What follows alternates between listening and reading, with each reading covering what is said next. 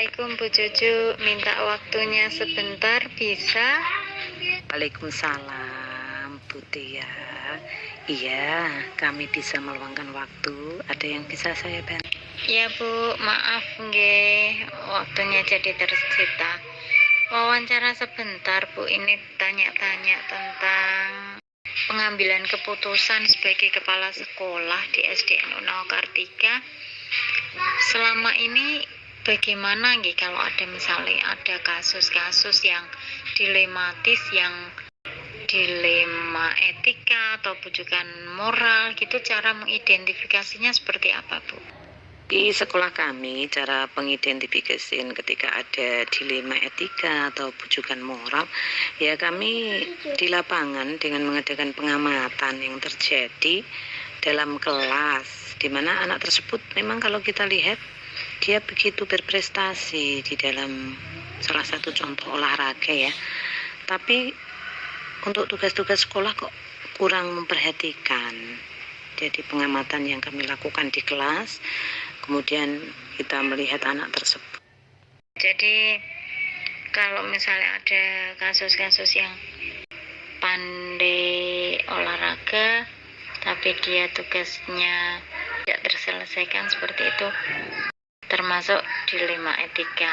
Bu, kalau misalnya cara pengambilan keputusannya, kalau ada kasus yang seperti itu, cara pengambilan keputusannya panjenengan seperti apa Bu? Pertimbangan kami dalam pengambilan keputusan tentang kasus tersebut, yaitu kita mengambil opsi-opsi yang terbaik berdasarkan nilai-nilai inti serta mencari informasi-informasi lebih lanjut. Jadi bisa dikatakan skala prioritas gitu ya Bu ya. Kalau langkah-langkahnya, langkah-langkah mungkin seperti ini. Langkah-langkah yang akan jenengan ambil ketika kasus itu mencuat. Nah, pertama kali panjenengan apa yang dilakukan apa dulu atau bagaimana? Untuk langkah-langkah atau prosedur yang kami lakukan, yang pertama kita mengenali terlebih dahulu ada nilai-nilai yang saling bertentangan pada situasi tersebut. Kemudian kita menentukan siapa yang ada dalam situasi tersebut. Kemudian mengumpulkan fakta atau bukti-bukti yang relevan. Yang selanjutnya menguji tentang kebenaran atau kesalahan ya yang dilakukan. Baik, jadi kalau misalnya ada kasus, langkah-langkahnya seperti itu nggih.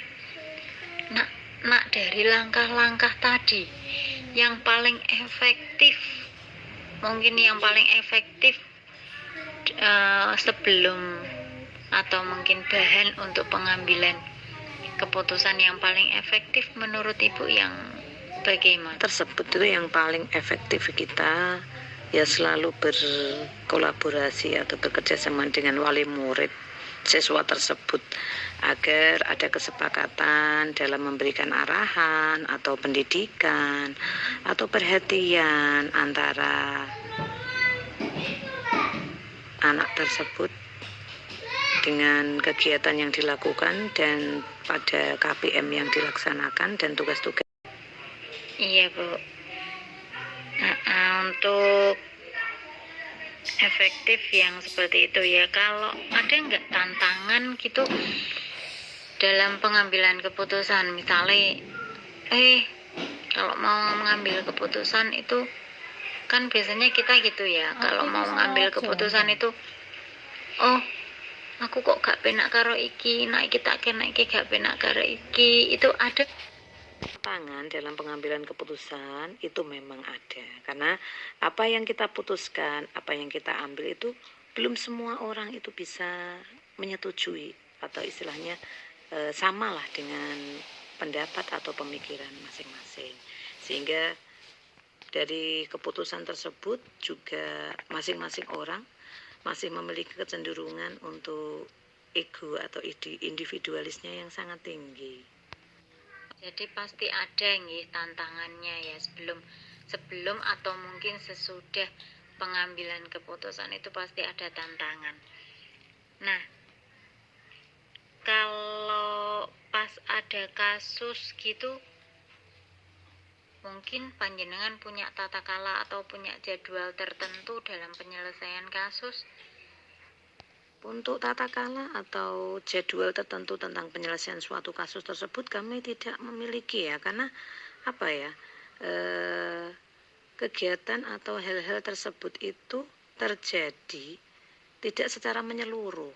Jadi hanya kelas-kelas tertentu dan anak-anak yang tertentu pula. Oke, baiklah Ibu, terima kasih. Oh ya, yang terakhir Bu, ada nggak dalam pengambilan keputusan itu seseorang atau mungkin faktor apa yang membuat Ibu itu mudah dalam mengambil keputusan, mantap dalam mengambil keputusan, ada nggak?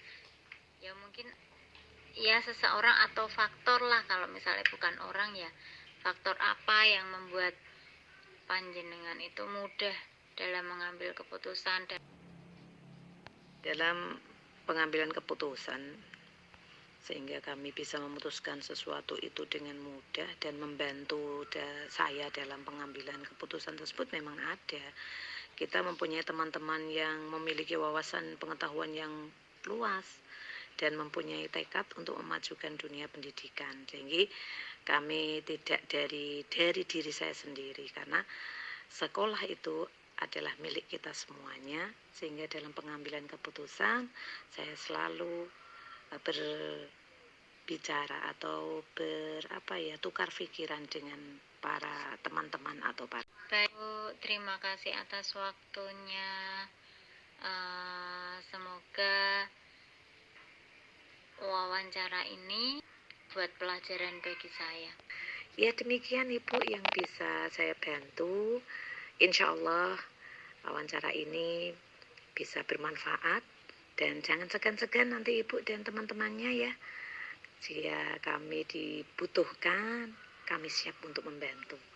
Kurang lebihnya saya juga mohon maaf. Akhirnya selamat untuk berjuang menjadi calon guru penggerak. Doa kami semoga panjenengan dan teman-teman semuanya bisa lulus dengan hasil yang maksimal untuk memajukan sekolah kita tercinta. Begitu ya Bu ya. Akhirul kalam. Assalamualaikum warahmatullahi wabarakatuh. Assalamualaikum Bu Zul. Maaf mau mengganggu waktunya sebentar. Waalaikumsalam Bu Tia. Monggo Bu Tia, saya pas kosong ini. Ini sedikit mau wawancara sama Ibu sebagai kepala sekolah TK Nawakartika. Selama ini Bu, terkait dengan masalah-masalah atau kasus-kasus yang terjadi di sekolah panjenengan, kira-kira gimana nggih carane panjenengan itu mengidentifikasi kasus-kasus yang dilematis seperti itu Bu, dilema etika sama kasus rujukan moral.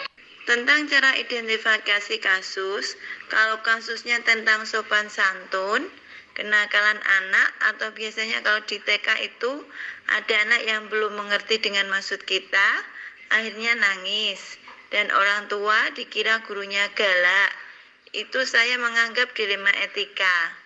Bagaimana saya harus bersikap sama orang tua, dan juga bagaimana saya harus bersikap sama guru yang menyebabkan anak itu nangis. Nah, kalau identifikasi apa tadi, bujukan moral, mungkin yang pernah saya alami seperti ini. Sewaktu saya mau piknik, saya ditawari sebuah biro. Katanya kalau ikut biro tersebut, saya mau dikasih bonus 10%. Tapi semua guru juga harus bayar.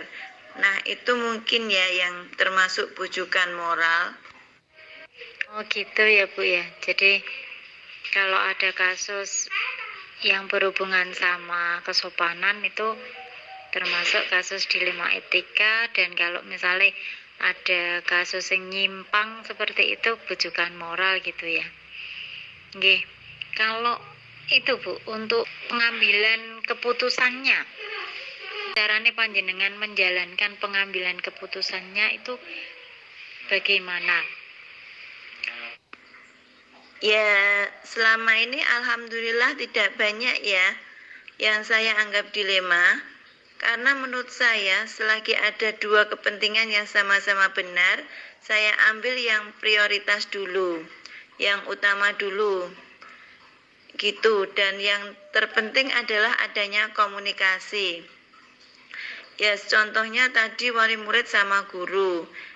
Ya, saya ajak komunikasi dulu, cari akar masalahnya atau kronologinya. Baru kita memilih dan memilah masalah tersebut. Lebih mudah lagi itu kalau ada masalah yang satu salah, yang satu benar.